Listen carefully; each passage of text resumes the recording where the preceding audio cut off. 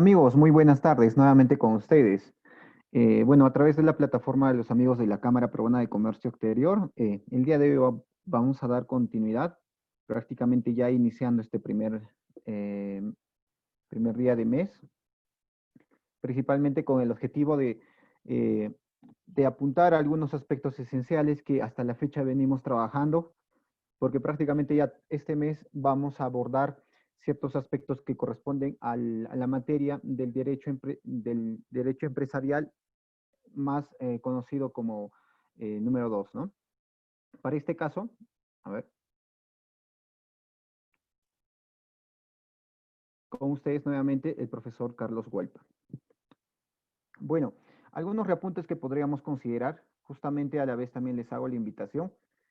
Todos los aspectos que hasta la fecha ya hemos considerado dentro de todo el análisis empresarial, de todos los puntos que ya hemos analizado, me gustaría por favor que el día de hoy hagan cualquier tipo de consultas relacionados al tema de derecho empresarial o principalmente acerca de los temas que se han abordado hasta la fecha, ¿no? ¿Por qué? Porque prácticamente ya desde este punto para adelante vamos a hacer un análisis más de repente del derecho empresarial, pero visto desde un punto, digamos, ya no interno de la propia empresa, ya no analizando estrictamente la manera como se ha constituido, el tipo de empresa que se ha identificado, cuáles han sido las ventajas, las desventajas que se han suscitado dentro del tema tributario y demás, ¿no? Prácticamente se van a evaluar más temas, ya sean del tema laboral, del tema también de contrata, ¿no? Y otros aspectos. Y es por eso que justamente la pregunta que se les formula ahí, ¿no? Es ¿qué analiza el curso sobre derecho empresarial? Muy seguramente ya ustedes deben de identificar de que paulatinamente hasta la fecha hemos estado analizando el tema del derecho empresarial desde una perspectiva dentro y fuera, ¿no? De, de la empresa en este caso, ¿no? Directamente. Y es por ello que desde ya les hago la invitación, por favor, a que me dejen todo tipo de consultas, si es que las tuvieran, respecto al tema laboral, ya sea el tema tributario o ya sea estrictamente hacia el tema legal, porque recordemos que son prácticamente tres etapas esenciales que se tienen que abordar al momento de desarrollar todo este proceso, ¿no? Si queremos denominarlo como el proceso de una constitución de una empresa. Pero ahora, como les reitero, vamos a hacer unos reapuntes con respecto a los temas esenciales, porque ya prácticamente desde la sesión que viene se van a considerar aspectos más eh, que están más relacionados fuera de la empresa, ¿no? Y como les comentaba también, el tema del derecho empresarial viene a ser una rama del derecho, ¿no? Como ustedes ya deben de saber, respecto a la cual se analiza, se inciden principalmente un sistema de normas, principios o instituciones que van a buscar principalmente regir de manera obligatoria el actuar, en este caso, del hombre en la sociedad.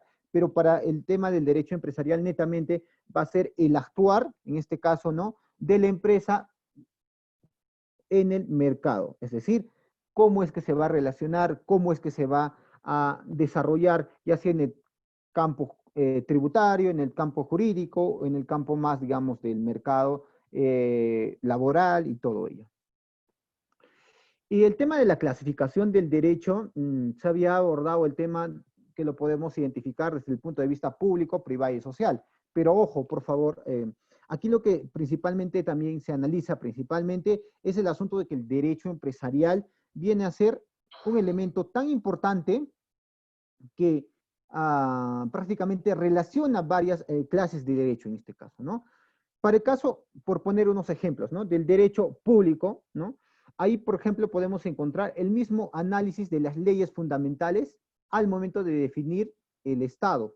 ¿Y por qué es importante para el derecho empresarial poder abordar el derecho público? Porque prácticamente aquí lo que se va a ingerir es, primero, identificar el escenario ante una posible, en este caso, ruptura o ante una distorsión que se pueda generar respecto a la modalidad de contrato, ya sea por la cual nosotros hemos desarrollado a nuestro personal de apoyo, ¿no? O a los trabajadores netamente, O por el otro lado también sería pues la injerencia que se tiene respecto al incumplimiento o sea desvirtuado algún formato eh, con alguna tercera entidad, ¿no? Ya sea tributaria, ya sea financiera, ¿no? O netamente con alguna otra entidad en este caso, ¿no? Por eso es que el derecho empresarial aborda varios temas de la clasificación del derecho público, dentro del penal, el fiscal, el procesal, ¿no?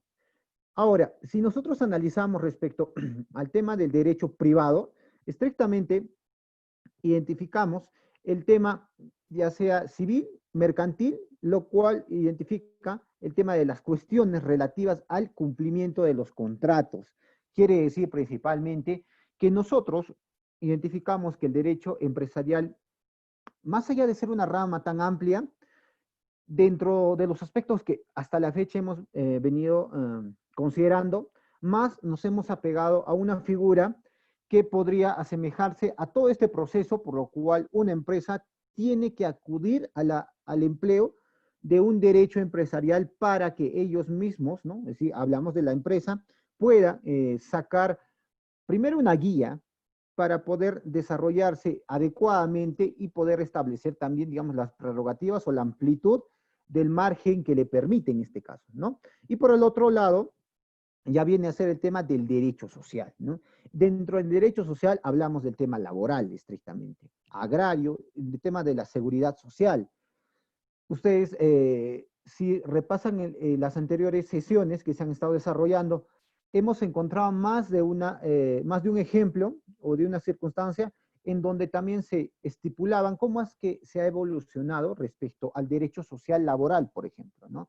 Cómo es que se ha generado, no solo viene pues desde el 2003 o desde el 2013, no, sino prácticamente esto ya viene de estos sucesos, hablamos desde la Constitución del 79, en donde prácticamente se le considera a la empresa ya no pues como un elemento más del mercado, ¿no? Se le da una debida relevancia y en ese proceso de darle una debida relevancia a todo lo que contempla el tema de la empresa es que también se empieza a desarrollar mejores estrategias para que también la empresa otorgue o se genere en un espacio un tanto más adecuado, cumpliendo obviamente la normativa del Estado que es de generar un espacio, un ambiente adecuado y así propiciar el tema de la propiedad privada, el tema mismo, pero ojo, este tema de la propiedad privada o estrictamente ligada al tema empresarial tiene que estar muy, pero muy vinculada con varios aspectos, no solo públicos, sino, por ejemplo, el tema social, netamente, ¿no? Y lo otro que tiene que ver también con el tema, ya sea de la indemnización. ¿Mm? A ver, entonces, algunos elementos que se ha considerado hasta la fecha es el tema del elemento humano, ¿no? El elemento humano prácticamente viene a cumplir uno de los, más allá de los elementos, viene a cumplir un papel muy importante para el tema de la empresa, por ejemplo, ¿no? Ahí netamente no es que estamos hablando de un empresario o de un comerciante, también estamos hablando del otro papel que en este caso se considera totalmente relevante, que es el tema de los colaboradores o de los trabajadores, ¿no? Usualmente se le acuña más de repente la posibilidad de denominarles como colaboradores, porque lógicamente lo que se busca no es pues una situación en donde una persona prácticamente va a proveer de beneficios a un empresario, ¿no? O a su empleado, o a su empleador en este caso, ¿no? Lo que se busca principalmente es generar una armonía en donde también el colaborador, ya no llamado como trabajador, busque también beneficiarse. Y justamente el curso de Derecho Empresarial aborda toda esta prerrogativa, es decir, todo este marco en donde nosotros, ya seamos como empleadores, ¿no? O a la vez como colaboradores, nosotros podamos tener una visión más amplia acerca de los beneficios que puedan otorgarse durante todo este proceso paulatino que se va suscitando durante el crecimiento de una empresa, ¿no? Ahí también encontramos el tema de los elementos patrimoniales. Y bueno, ¿qué tiene que ver estrictamente el tema de los elementos patrimoniales, no? El tema de los elementos patrimoniales se marcan principalmente sobre los elementos ya sean tangibles o intangibles. Ahí abordamos más el tema de los elementos tangibles como el dinero, la utilidad, los inmuebles, la posesión que vaya a considerar el tema de la empresa. Y lo otro, que tiene que ver con los elementos intangibles, que ya les había comentado reiteradas veces, ¿no? El tema de la marca, el tema mismo de la creación, de los inventos, el tema de los, digamos, del modelo empresarial mismo, ¿no? Lo que se puede constituir. Y lo otro que tiene que ver con los elementos funcionales. El tema de los elementos funcionales prácticamente viene a estar enmarcado por los objetivos o las finalidades que se puedan desarrollar. Y por último, se englobaba el tema de los elementos exógenos, que prácticamente ya vienen a ser elementos que no necesariamente la empresa los tenga que manejar, sino son elementos en donde ya prácticamente, ya elementos, digamos, que se encuentran fuera del dominio de la empresa vayan a ingerir en este caso en la empresa, ¿no? Estamos hablando del tema de la clientela, el tema del prestigio. No es algo que necesariamente la empresa, si hace mayor inversión, va a conseguir mayor clientela. No hay esa relación directa, sino simplemente es un elemento exógeno, es un elemento que se puede suscitar de la manera como es que la empresa lo podría generar, digamos, de una manera planificada o bien de repente de la manera menos prevista. Y lo otro que también se establece el tema el tema de identificar de una vez por todas el tema de qué tipo o qué tamaño de empresa soy. No es la primera ni la segunda vez que les vuelvo a reiterar. Es muy importante que nosotros desde ya sepamos qué tipo de empresa somos. No es porque yo recién estoy empezando mi empresa, inmediatamente voy a ser una microempresa. No necesariamente. Pudiera ser, eso sí, pudiera ser. Pero esto como que no viene muy, digamos, condicionado con el periodo o con el tiempo de vida de la empresa. No. Directamente el criterio que se establece a partir del 2013, como les he comentado, es el tema de identificar el volumen de ventas, ¿no?, que anualmente generamos nosotros. Imaginemos que durante el primer año, ¿no es cierto?, nosotros tenemos un volumen de venta, digamos, de 8 millones.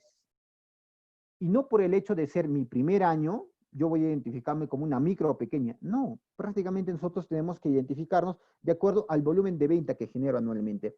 Para el caso de las micro, como ustedes pueden identificar en la pantalla, se estipula el tema de generar ventas no mayores a 150 UITs, ¿no? Cada UIT es equivalente a 4.300 soles. Ustedes simplemente multipliquen el valor, si mal no recuerdo, les va a salir algo de 650.000 tantos soles, y para el tema de ser considerado como una pequeña es hasta 1.700. Si lo multiplicamos por 4.300, prácticamente nos da a conocer alrededor de 7 millones y tantos, ¿no? Entonces, si es que mis ventas, por ejemplo, en el primer año son de más de 8, 10 millones y demás, prácticamente no es que porque es mi primer año debo ser micro. Entonces, lo que me corresponde es ser una mediana empresa. Y como mediana empresa, ¿no?, prácticamente también es importante que nosotros ya sepamos identificar no solo el aspecto tributario, que es algo importante, pero que les recuerdo, el tema de régimen tributario MIPE, por ejemplo, está más apegado obviamente para las micro y pequeñas empresas.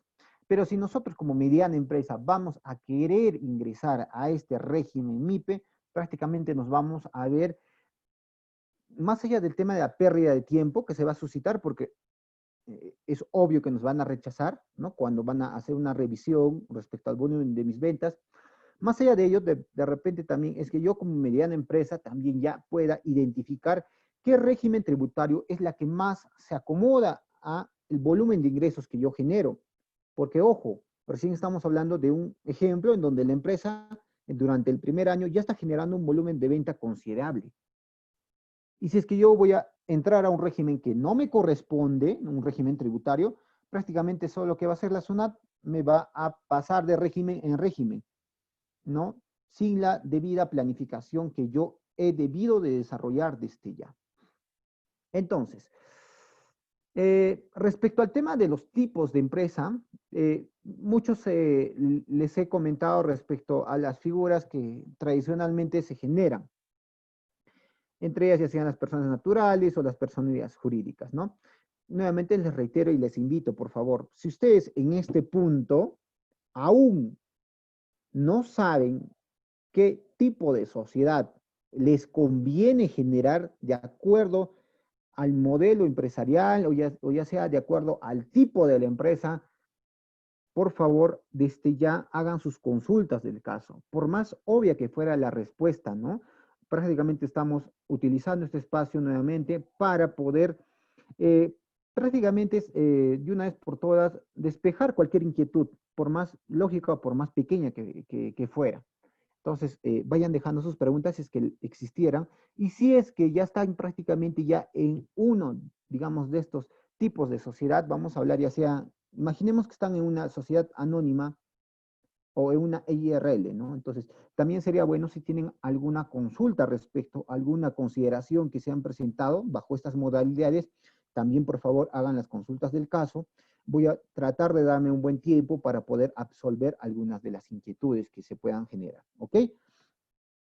Entonces, más allá de este tema de identificar los tipos de sociedad y demás, lo que podemos identificar es el tema de por qué escoger un tipo de sociedad.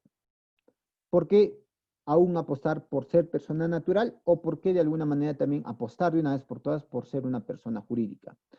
No estamos hablando del tema de, digamos, del monto que voy a invertir para poder conseguir una personalidad jurídica, sino simplemente es el tema de identificar de una vez por todas por qué me gustaría, porque esto tiene que estar apegado lógicamente a una estructura, ¿no? A un plan, a prácticamente a un proyecto por el cual yo prácticamente paso a paso estoy tratando de cumplir durante todo este proceso y aplicando principalmente todo lo que engloba el tema o la rama del derecho empresarial.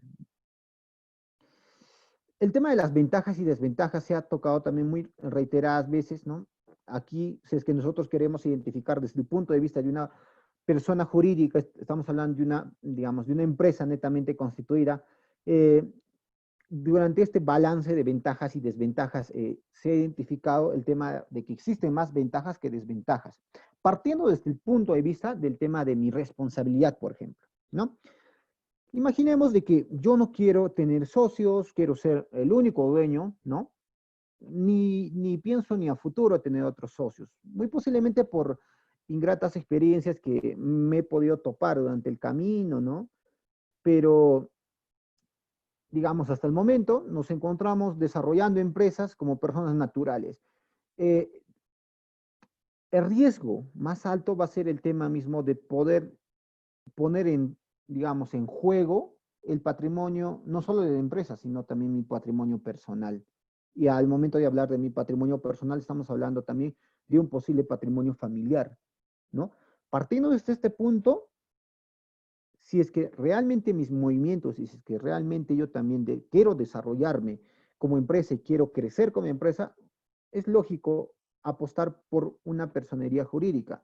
Porque si nosotros queremos ser los únicos dueños, pero no queremos poner en riesgo, entonces la imagen más cercana que se pueda generar ahí es una empresa individual de responsabilidad limitada, y ustedes muy seguramente ya lo saben, ¿no? Pero no está de más, por favor, recordarles algunos aspectos esenciales de identificar las ventajas que vayan a poseer el de ser una persona jurídica. En el tema mismo de la, digamos, del número total de titulares, lo que les comentaba, si nosotros estamos abordando el tema de una empresa individual, se dibujan estos dos escenarios, una empresa unipersonal y una empresa individual, una IRL, ¿no? En el tema de la IRL, ya se ha explicado el tema también que puede generarse estos dos escenarios de un titular y de un gerente, ¿no? El titular prácticamente es el dueño de la empresa, puede o no también existir un gerente, eso ya va a ser una decisión que va a considerar el titular, ¿no? Pero si es que no hay, no es que hay una limitante o no es que la SUNAR te va a obligar que sí o sí tengas una gerencia, ¿no? Si es un negocio pequeño, imaginemos una bodega, ¿no? Una bodega del barrio, entonces imaginen, ¿no? La bodega es pequeña y va a haber otro gerente todavía, ¿no? No es obligatorio, es opcional en este caso. Y el tema de la persona natural, ¿no? Ahora, respecto al tema del empresario independiente y los empresarios en sociedad, lo que se busca principalmente es tratar de una vez por todas, definir cuál va a ser la modalidad por la cual, ¿no es cierto?, nosotros vamos a buscar la evolución continuamente tiene que suscitarse en nuestra empresa. Como les comentaba, prácticamente la normativa establece, lo usual, digamos, son 7 tipos de sociedades, ¿no? Pero también se establecen algunas nuevas, como por ejemplo el tema de la sociedad anónima cerrada simplificada, que por Decreto Supremo 1409, ¿no? Este año recién se está incorporando como un nuevo modelo de sociedad, ¿ya? Y bueno, algunas consideraciones. Como les reitero, si ustedes ya han apostado por algún, ya sea por una sociedad anónima o por una sociedad anónima abierta o cerrada, les doy el espacio a que también ustedes puedan comentar más o menos qué falencias han podido encontrar ahí y si tienen algún problema respecto, digamos, a poder apostar por alguno de los, digamos, de las sociedades, porque, digamos, hasta este punto no tienen todavía bien claro por qué tipo de sociedad les conviene apostar, de acuerdo al rubro o a la actividad que ustedes desarrollen. De igual manera, déjenme en los comentarios, ¿no? O déjenme saber por lo menos cuál es el rubro, la actividad, ¿no? O cuál más o menos es su panorama respecto al tema de su empresa. Y muy gustosamente también les voy a absolver qué modelo de sociedad se apegaría más a las posibilidades que ustedes están presentando. Algunos elementos esenciales para diferenciar de estos 3 tipos por ahora, ¿no? Porque a partir de diciembre se va a sumar un cuarto tipo que va a ser, como les he reiterado, la sociedad anónima cerrada simplificada. Aún no está en vigencia, ¿no? Aún no se puede apostar por ese modelo de sociedad, pero más adelante sí lo vamos a hacer. Entonces, en una sociedad anónima es clave que nosotros identifiquemos el tema del número de accionistas. Hablamos de 2 hasta 749 accionistas. Dentro de su órgano administrativo encontramos una junta general de accionistas, donde están prácticamente todo el total de accionistas. Encontramos también un directorio y el tema de la gerencia. Para el caso el directorio es importante que exista, porque prácticamente el directorio se va a hacer cargo de la empresa, se va a hacer cargo de la dirección que vaya a considerar este modelo societario, ¿no? Y bueno, todos poseen el tema de una responsabilidad limitada por el hecho de ser persona jurídica. El tema de la sociedad anónima cerrada principalmente está enmarcado, ¿no? Por una limitante de tener hasta 20 accionistas. Creo que eso ya muchos de ustedes ya saben.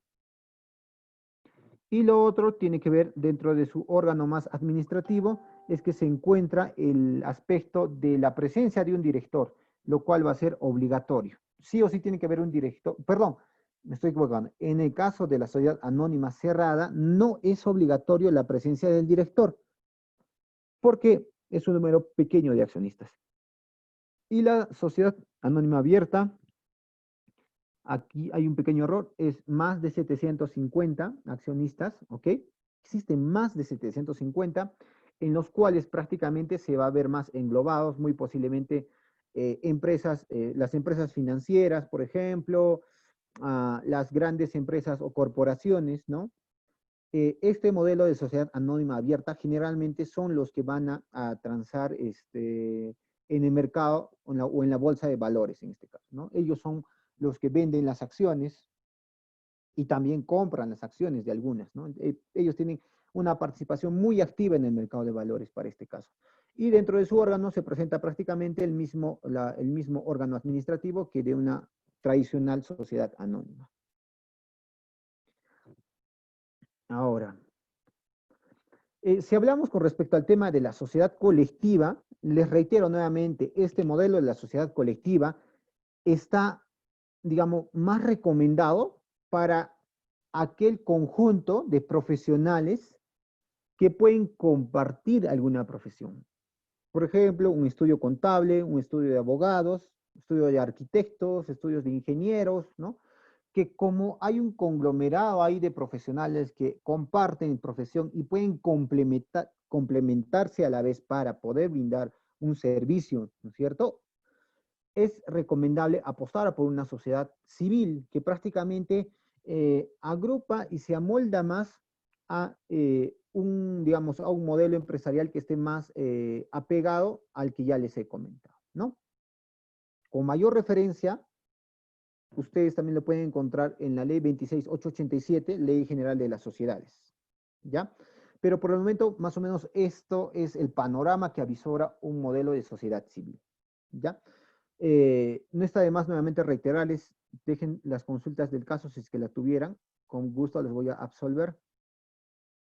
Ahora, cuando nosotros hablamos del tema del capital, que prácticamente viene a ser, ¿no? Hasta la fecha o recurrentemente viene a ser un elemento limitante con respecto a que no posee un capital o de repente para yo enrumbarme un proyecto voy a requerir, imaginemos, ¿no? De $20,000 y prácticamente no llego a ese monto. ¿Qué modelos empresariales se podrían acomodar ante una figura en donde un grupo de, digamos, de socios quieren ingresar al mercado, quieren constituirse y tener un régimen legal, pero de repente no poseen todo el capital necesario, ¿no? A ese, digamos, a ese escenario lo que les podría recomendar principalmente es el tema de apostar por una sociedad en comandita. ¿Por qué? Porque prácticamente una sociedad en comandita lo que engloba principalmente es una figura que no solo requiere de repente de un elemento capital, sino también da un espacio a un elemento personal. Es decir, imaginemos que nosotros somos alrededor de cinco socios, ¿no es cierto? Todos profesionales de distintas ramas, que podríamos de alguna manera desarrollar una actividad en concreto. Pero el tema del, digamos, del capital es algo que muy posiblemente pueda limitar para poder comprar las maquinarias o para implementar el espacio donde se va a ejercer el tema del comercio y demás. Y podríamos de repente poseer un socio, ¿no es cierto? O, o por lo menos buscar a un socio que netamente sí pueda apoyarnos en la parte del capital monetario, pero que no esté interesado en poder, digamos, vincularse directamente en la administración de la empresa que se vaya a suscitar. Nosotros sí, si los cinco sí podemos de repente estar interesados porque conocemos, ¿no? Y dominamos el área, pero el otro socio que muy posiblemente solo va a dar un elemento capital, no esté muy interesado. Entonces, para ese modelo o para más o menos ese panorama es que se recomienda el hecho de apostar por una sociedad en comandita, porque aquí sí vamos a encontrar un espacio para este elemento personal que vienen a ser, digamos, los cinco profesionales que queremos constituir y un elemento capitalista que viene a ser un socio comanditario. Que ojo, no va a participar en el tema de la administración del negocio. Únicamente se va a limitar a dar un aporte económico. Pero esto va a dar digamos, va a dar surgimiento a una vinculación directa que se va a generar, ¿no? Entonces, para este escenario se recomienda el tema de una sociedad en comandita. Respecto al tema de los fundamentos del tema del derecho concursal, bueno, el tema de los fundamentos del derecho concursal, principalmente, si es que alguna vez ustedes han pasado por digamos, o han tenido que acudir al tema del derecho concursal, y si es que no, obviamente también lo voy a explicar. Lo que se genera principalmente es un espacio en donde imaginemos que nosotros como empresa vamos a pasar por un momento digamos, no planificado, un momento fortuito en donde no se había previsto que iba a ocurrir. Si no puede haber mejor ejemplo que lo que hoy en día vivimos, ¿no es cierto? Ahí es donde se va a generar principalmente este escenario, en donde va a existir un grupo de deudores y un grupo de acreedores, es un grupo prácticamente de personas a los cuales la empresa le va a deber, ya sea económicamente principalmente, ¿no? Entonces, el proceso del derecho concursal principalmente se habla cuando, en este caso, una empresa es la deudora, ¿no? Y tiene obligaciones por cumplir ante un acreedor. Y eso que ha generado, o se ha generado principalmente por un tema de insolvencia económica, ¿ya? Entonces, dentro del derecho, del procedimiento concursal, principalmente tiene que existir esta relación entre un deudor y un acreedor. Ahora, algunos aspectos esenciales que tenemos que considerar dentro de este escenario, ¿no? Del procedimiento concursal, muy seguramente más de uno ha pasado por este proceso, pero no es que no se ha dado cuenta. O ha sido de repente víctima de un proceso en donde una de las, bueno, en la empresa donde laboraban, la empresa prácticamente hasta la, digamos, hasta la fecha les debe un monto, ya son más de 30 días, no les paga, porque obviamente la justificación de la empresa es que el tema de la pandemia y demás le ha afectado directamente y por ende ha cerrado o ha cesado o aún siguen con esta deuda, ¿no? A todo este escenario es que se le conoce como un procedimiento concursal. Entonces, este procedimiento concursal tiene que existir nuevamente un deudor y un acreedor.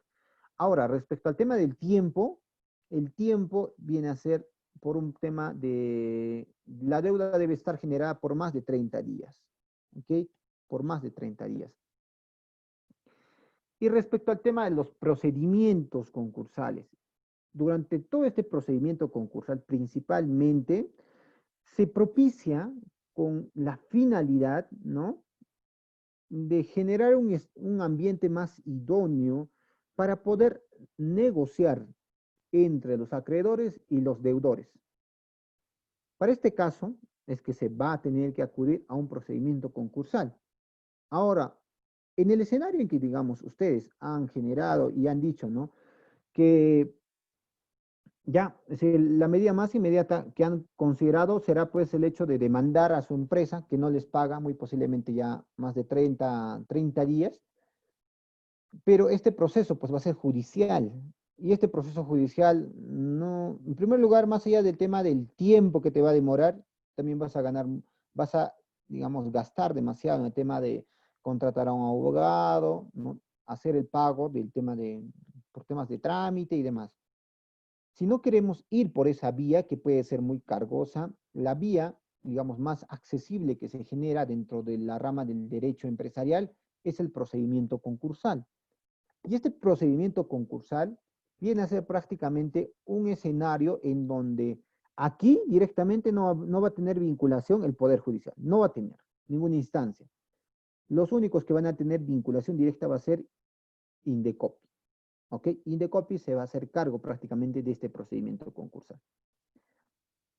Y dentro de este procedimiento concursal se va a generar un procedimiento ordinario, un procedimiento preventivo o un procedimiento de quiebra, ¿no? Dentro de esto, lo que se puede generar usualmente en un procedimiento concursal ordinario es un procedimiento de reestructuración patrimonial.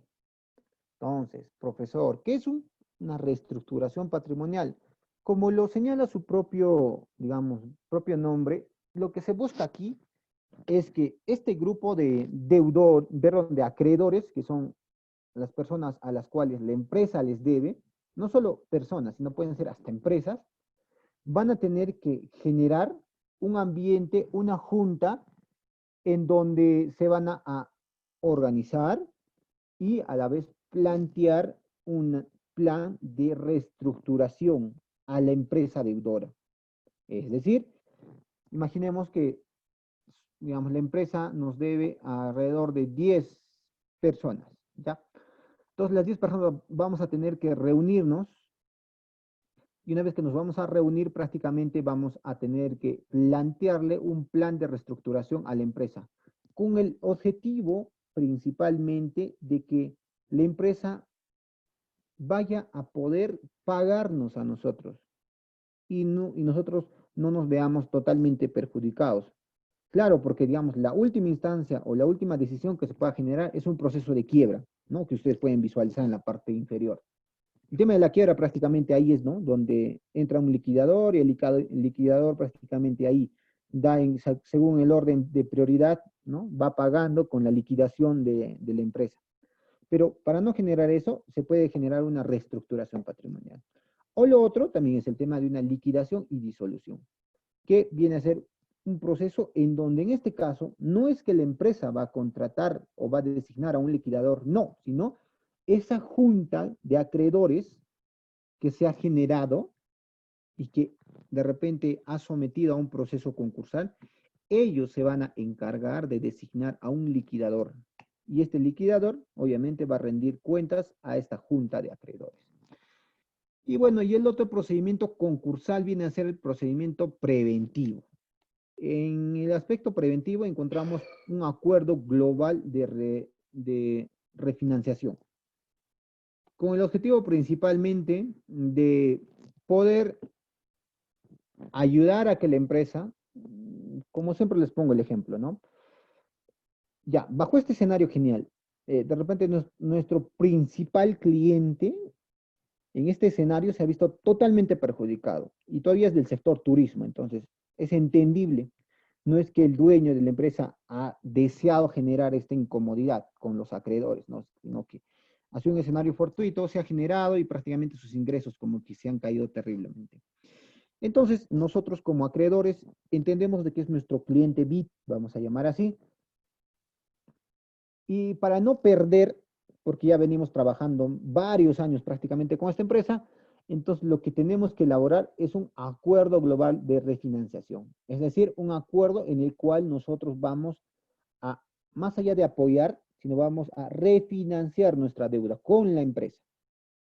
Vamos a elaborar un cronograma de pagos, por decir así, y también nosotros como acreedores podemos establecer, digamos, una pequeña tasa de interés, por lo cual se va a alargar la deuda. Pero en este caso, recordemos, ya prácticamente nosotros como acreedores ya tenemos mucha injerencia en la empresa. Lo otro que también se aborda dentro del tema del curso de Derecho Empresarial viene a estar enmarcado por el tema de la ley de los títulos valores. Entonces, ¿qué viene a ser el tema de la ley de los títulos valores? Prácticamente la ley de los títulos valores viene a estar enmarcado por una serie de principios, tres de los cuales se establece primero el tema del derecho a incorporar.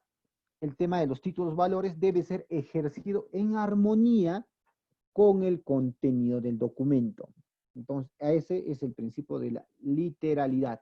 ¿Qué quiere enmarcarnos? Que si nosotros vamos a emitir algún título de valor, por ejemplo, un cheque, ¿no? El cheque obviamente tiene que estar literalmente, tiene que haber una armonía en el tema de que si se estipula que el cheque que se va a cobrar es de 10.000 soles y la persona o el tenedor, que en este caso va a ser la persona que está poseyendo el título de valor, va a crecer un cobro de 10.000 soles. Entonces, no es, si no hay concordancia, pues el cheque dice 17.000 soles y yo quiero cobrar 10.000 soles. No debe suscitarse ese escenario, ¿no? O el tema mismo de la fecha. Tenemos que hacer caso prácticamente a la estructura o a la normativa que se establece o que señala el título valor, en este caso.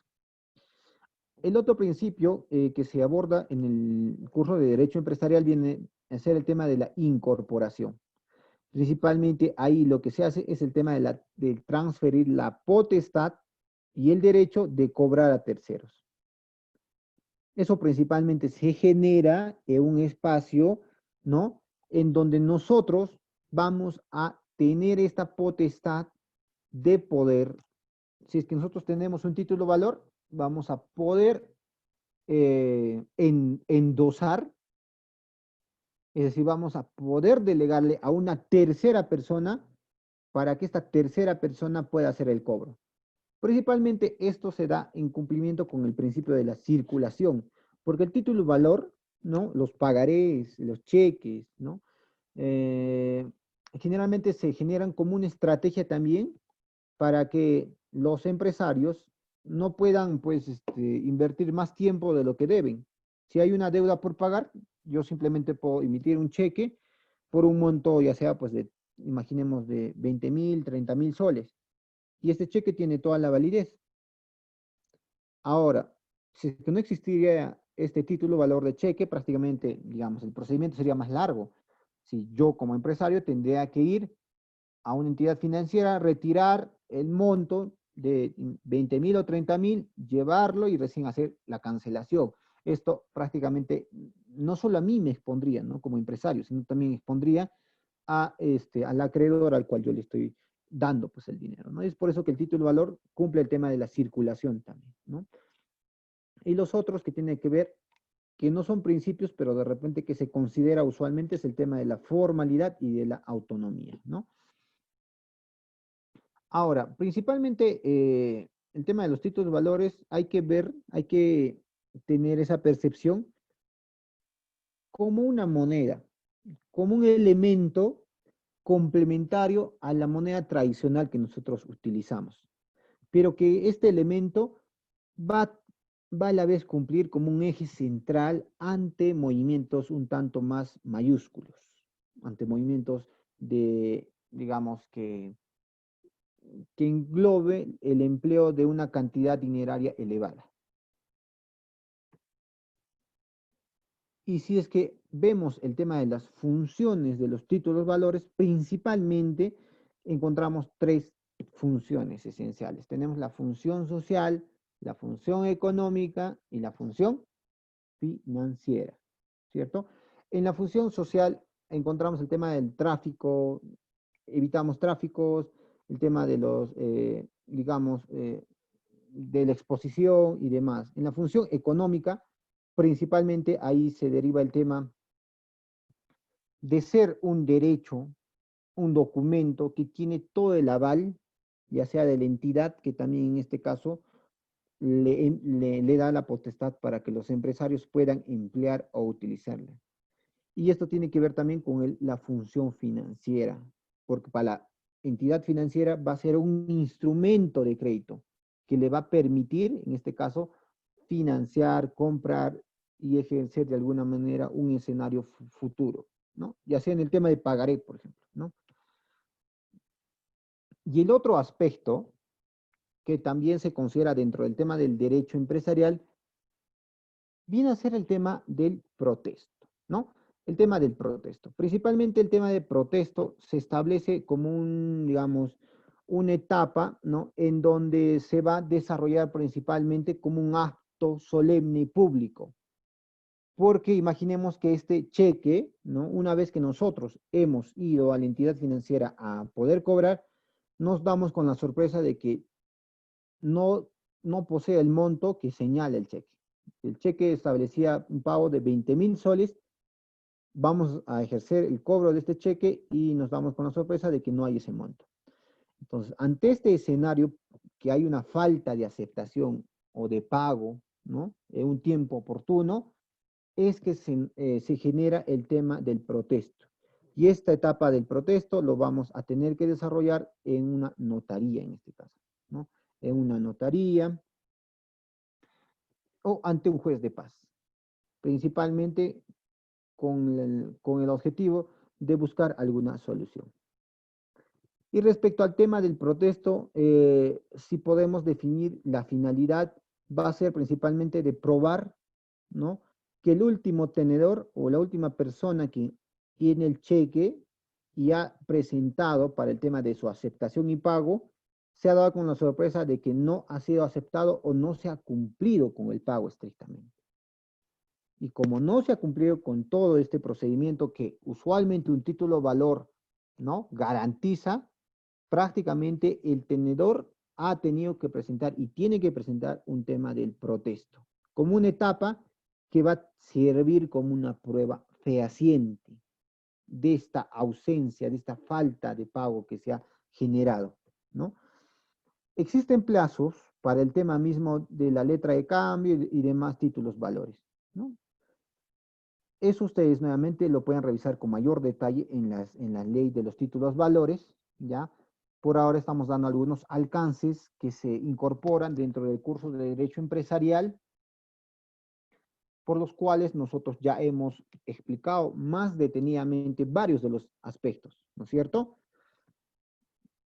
Y llegamos al tema de la acción cambiaria. La acción cambiaria prácticamente va a ser una acción que va a emanar en base a lo sucedido por un título valor y que por su propia naturaleza va a ser sustantiva. Entonces, para un tema de una acción cambiaria, se va a también establecer ciertos requisitos Muy seguramente con esto van a entender de qué trata esta acción cambiaria. El primer requisito que se establece el tema es de verificar el protesto. Si ustedes se dan cuenta, prácticamente estamos elaborando toda una etapa que conlleva al tema del título valor, ¿no? Ante un escenario de una ausencia, digamos, de reconocimiento, ya sea del monto o de la fecha, es que se está generando un protesto. Una vez que se genera un protesto, da pie a una acción cambiaria. Y una vez que se verifica el tema del protesto, se establece una constancia de la falta de cumplimiento de las obligaciones.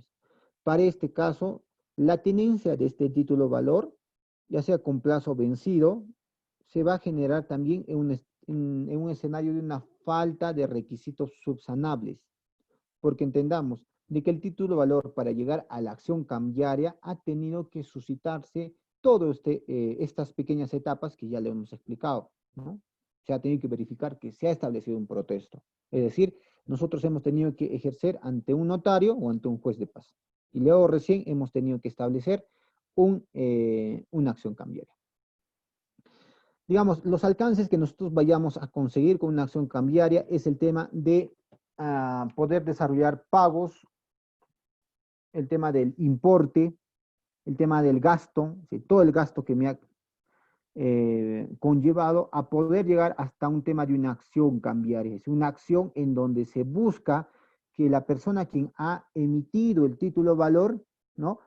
Tenga que obviamente reconocer todos estos reclamos que se tiene por derecho que generar, ¿no?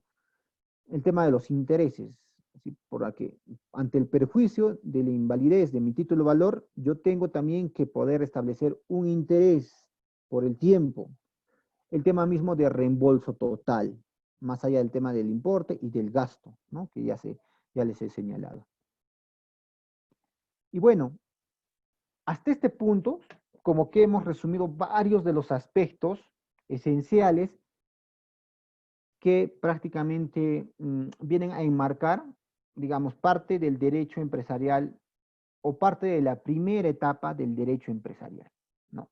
Este mes vamos a abordar 4 unidades, como el tema de la generalidad y régimen laboral de la actividad privada, el tema de los contratos modales, el tema de la contraprestación y beneficios sociales, el tema del régimen laboral público, que también a la vez es muy importante porque recordemos, no es que nosotros solo vamos, por más que estemos en el sector privado, no es que no vamos a tener injerencia o vinculación con el sector público, ¿no? Vamos a tener muchas veces, vamos a proveer de varios materiales. Entonces, es importante también revisar algunos regímenes laborales, más que laborales, también algunas, digamos, algunas normativas del sector público que tengan vinculación con el tema del curso sobre derecho empresarial, ¿no? Y lo otro, y la última unidad que se va a abordar principalmente también es el tema de analizar las ramas del derecho laboral, y en este caso aspectos esenciales del derecho previsional. Recordemos, el mes pasado hemos hablado un poco acerca del derecho laboral, ¿no? El derecho por el cual se podía generar un espacio donde no necesariamente digamos, el micro o pequeño empresario podía recurrentemente desarrollar mucho gasto para tener en planilla a sus trabajadores, ¿no? Solo les adelanto nada más. Ahí se dibujaba un escenario, por ejemplo, de régimen especial, o también conocido como el régimen MIPE, en donde necesariamente las empresas podían postular al registro de micro y pequeñas empresas que lo elabora el Ministerio de Trabajo y Promoción del Empleo, y que cada 31 de agosto prácticamente publica una relación de las micro y pequeñas empresas que se han incorporado a lo largo del año. Y por el mismo hecho de haberse incorporado, ¿no es cierto? Ahí lo que se generaba principalmente era que también el empleador podía obtener ciertos beneficios respecto al tema de no pagar CTS, para el caso de microempresario, ¿no? No paga CTS a sus empleadores, pero por el otro lado también el tema, desde el punto de vista del colaborador, por ejemplo, tenía derecho al tema de las vacaciones, hasta por 15 días y demás, ¿no? Entonces, vamos a analizar y vamos a también a ayudarnos con respecto a la normativa del derecho laboral y sobre los aspectos generales y también del derecho previsional. Entonces, estos temas son los que vamos a abordar estrictamente, prácticamente durante todo el mes, y a la vez les hago la invitación. Si ustedes tienen algún tema de interés respecto a los ya señalados, les reitero el hecho de que ustedes también pueden invitar a sus amigos, familiares o algún, digamos, algún socio que también estaría interesado en el desarrollo y en el conocimiento, más que nada, acerca del curso sobre Derecho Empresarial. Pero en este caso, ya estamos abordando la segunda etapa del curso sobre Derecho Empresarial. ¿Ya? Bueno, conmigo sería hasta el momento todo, y agradecer bastante a los amigos de la Cámara Peruana de Comercio Exterior. De todos modos, ustedes pueden dejar sus consultas del caso si es que las tuviera, o si no, también poder compartir a través de los medios que les comparto. Son los medios por los cuales yo puedo responder. Y bueno, de esta manera nuevamente estaríamos dando por culminado la sesión del día de hoy sobre el curso sobre Derecho Empresarial, prácticamente ya cerrando la primera etapa del curso y a la vez invitando a la segunda etapa del curso sobre Derecho Empresarial. ¿Ok? Bueno, conmigo nuevamente sería hasta una próxima oportunidad. Muchas gracias nuevamente.